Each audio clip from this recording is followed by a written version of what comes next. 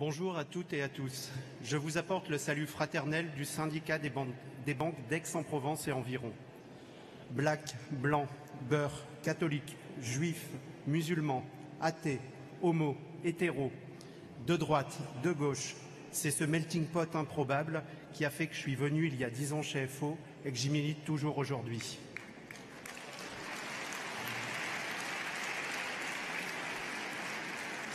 C'est cette diversité qui fait la richesse de notre organisation, où chacun peut venir avec ce qu'il a apporté, avec sa personnalité.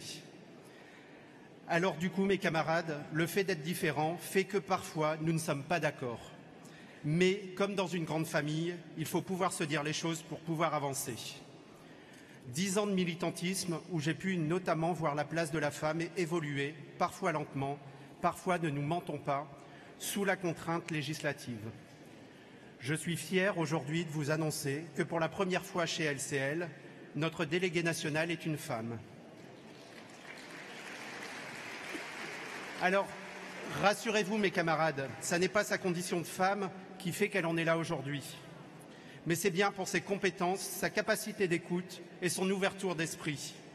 Et oui, comme quoi ça arrive. N'ayez pas peur mes camarades. Pour autant, il y a encore du chemin à parcourir. Comme le disait Françoise Héritier, une militante célèbre de la cause féminine, la parité s'arrête là où le pouvoir commence. Bien trop souvent, nos camarades sont cantonnés à des rôles subalternes et rencontrent encore des difficultés à évoluer au sein de nos structures. Pour autant, dois-je rappeler qu'elles représentent 45% de nos adhérents. C'est aussi parce qu'elles représentent la plus grande part des emplois les plus précaires qu'il est indispensable que leurs préoccupations soient non seulement connues, mais également mises en avant dans les revendications syndicales. Faire en sorte que les femmes soient représentées et aient de l'influence dans nos instances est fondamental. La parité doit être le point de départ de toutes les discussions ou négociations dans nos entreprises.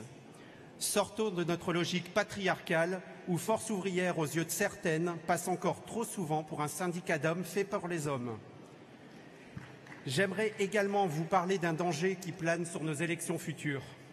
Aujourd'hui, et depuis l'application de la loi Rebsamen du 17 août 2015, faute de l'avoir anticipé, des sections risquent de se retrouver dans des situations compliquées.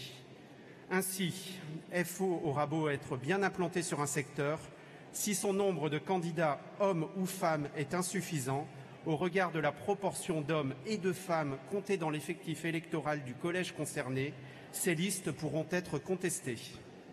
Le juge pourra simplement annuler l'élection des derniers élus du sexe surreprésenté, mais pourra également annuler l'élection d'un candidat dont le positionnement dans la liste ne respecte pas l'alternance d'un candidat de chaque sexe.